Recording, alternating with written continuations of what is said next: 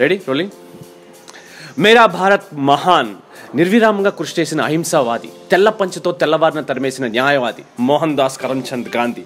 ఆయన పుట్టినరోజు నాడు జనాలు ఏమనుకుంటున్నారో ఏం చేస్తున్నారో తెలుసుకోవడానికి మా ఎక్స్క్లూజివ్ న్యూస్ కవరేజ్ ఆ ఇల్లు తిరిగి మొత్తానికి అరవింద్ కృష్ణ ఇంటికి వచ్చాం.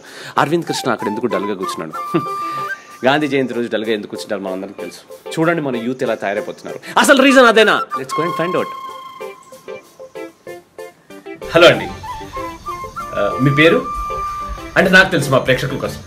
అరవింద్ కృష్ణ గారు, మీరు ఏం చేస్తుంటారు? కన్ఫ్యూజ్ అవుతుంటాను. మీరన్నారు కరెక్టే, కన్ఫ్యూజ్ అవుతుంటాను. Very funny. అరవింద్ కృష్ణ గారు, మీరు ఎందుకు డల్గా కూర్చున్నారు? అంటే నాకు తెలుసు, మా ప్రేక్షకుల కోసం.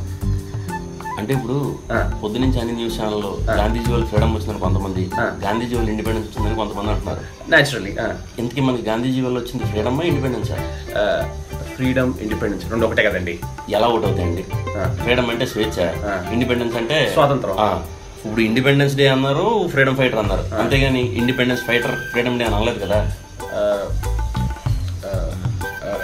ఇండిపెండెన్స్ వల్లే కదండి ఫ్రీడమ్ వచ్చింది. అవునా? ఫ్రీడమ్ ఫైట్ చేయడం వల్ల ఇండిపెండెన్స్ వచ్చింది. Freedom, independence. నాకు విషయం అర్థమైందండి. నాకు కన్ఫ్యూజన్ అన్నా? కన్ఫ్యూజన్ కంటేజియస్ అని. అంటే అంటూ వ్యాధి. Freedom, independence. హ్యాపీ గాంధీ జయంతి.